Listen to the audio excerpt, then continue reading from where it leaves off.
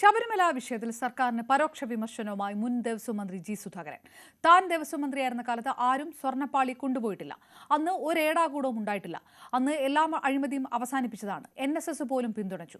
ഒരു സമുദായ നേതാവിനെയും പോയി കാണേണ്ടി വന്നിട്ടില്ലെന്നും ജി സുധാകരൻ.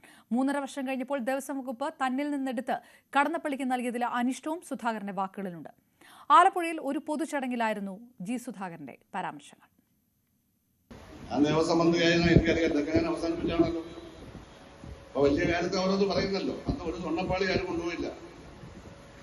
അന്ന് രേടാകൂടം ഉണ്ടായില്ല.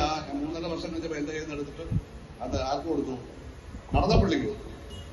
3-ാം മാസം 300 പേര് മരിച്ചു. അപ്പൊ എനിക്ക് നന്നായിട്ട് അറിയാം.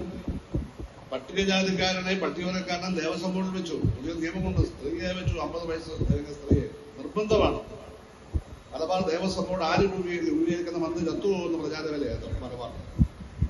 ഞാനത് രൂപീകരിച്ചു. ഒരഴിമതി അവസാനിക്കും. അവരഴിമതിയും 3.5 വർഷം നടന്നില്ല. ഒന്നും നടന്നില്ല. ആരും ഒരു ആരോപണം ഉന്നയിച്ചില്ല. NSSകാർ പോലും സഹകരിച്ചു. എല്ലാവരും സഹകരിച്ചു. ഒരു ജാതി മേധാവിയെ പ്രീതിപ്പെടുത്താനും പോയിട്ടില്ല. ആരെ എതിർക്കാനും പോയിട്ടില്ല. ആവശ്യമില്ല.